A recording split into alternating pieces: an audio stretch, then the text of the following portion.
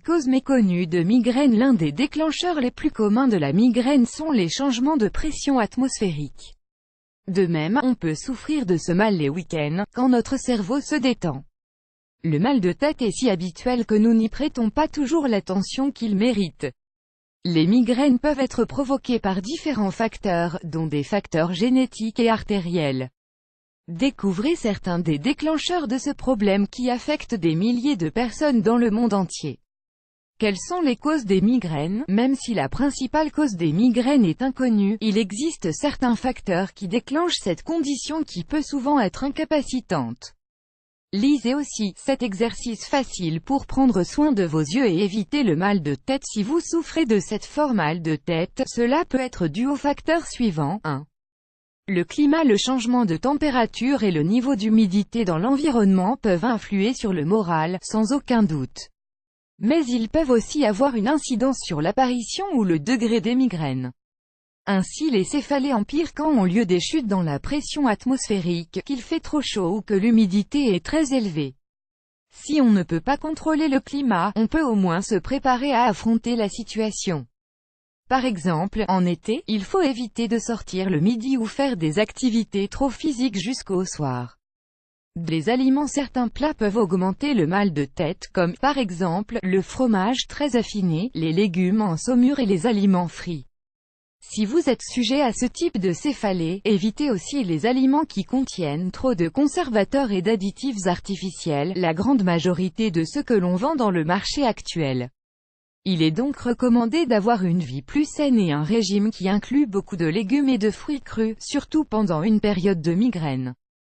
3. Les week-ends. Même si cela semble étrange, les samedis et dimanches sont les journées de mal de tête. Ce sont les jours les plus attendus de la semaine et ce sont pourtant les points de départ de la douleur. En effet, entre le lundi et le vendredi, on subit les effets élevés du stress à cause du travail, des responsabilités, des études, etc. Quand le week-end arrive, l'organisme se détend trop et change beaucoup d'habitudes. On se couche et on se lève plus tard, on sort faire la fête, on mange mal, on fait trop d'activités d'un coup, etc.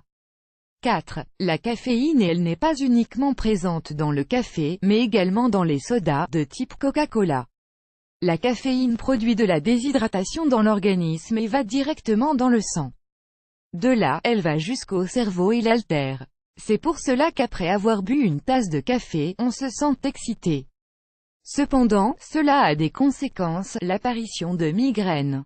Il faut aussi faire attention à l'abstinence de caféine, car elle peut aussi entraîner des maux de tête. Si vous aimez le café, ne cessez pas d'en boire du jour au lendemain.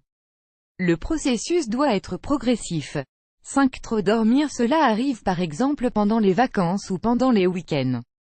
Si, lorsque nous avons mal à la tête, nous ne pensons qu'à nous allonger et à nous reposer, cela ne fera qu'accentuer le mal. Plus que tout, il faut tenir compte des altérations du sommeil dans le quotidien. Dormir plus de 8 heures d'affilée une fois de temps en temps n'est pas mauvais si on en a besoin, mais si cela devient une habitude, ce n'est pas bon. Souvent, la personne ne veut pas se lever ou ses siestes sont trop longues. Il est important d'éviter ces comportements. 6. Les boissons alcoolisées. Elles ont un effet similaire sur le corps que celui de la caféine. Les personnes qui boivent de l'alcool de temps en temps sont exposées au mal de tête et aux migraines car les substances qu'il contient sont toxiques pour l'organisme, déshydratent et mettent beaucoup de temps à être éliminées. De plus, cela génère un plus grand travail des reins et du foie.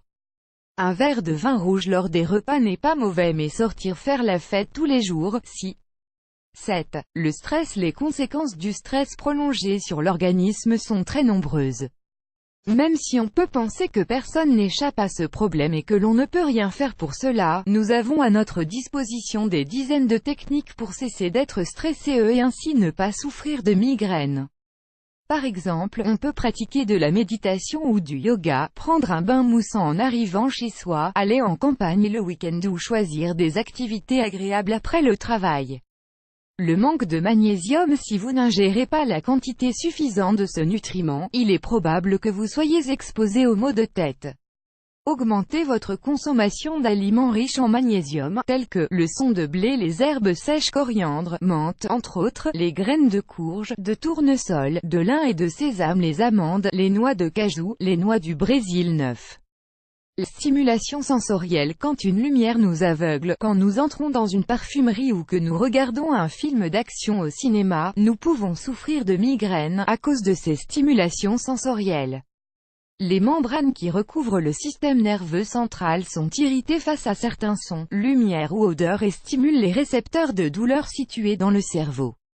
Consultez aussi cet article. Pourquoi les activités manuelles sont-elles excellentes pour le cerveau? 10. La sensibilité au gluten. Cela ne signifie pas être cœliaque, mais être intolérant au gluten. Vous pouvez savoir si vous souffrez de ce problème en cessant de consommer les aliments qui contiennent cet ingrédient, les gâteaux, le pain, les pizzas etc. et en analysant l'évolution de votre mal de tête.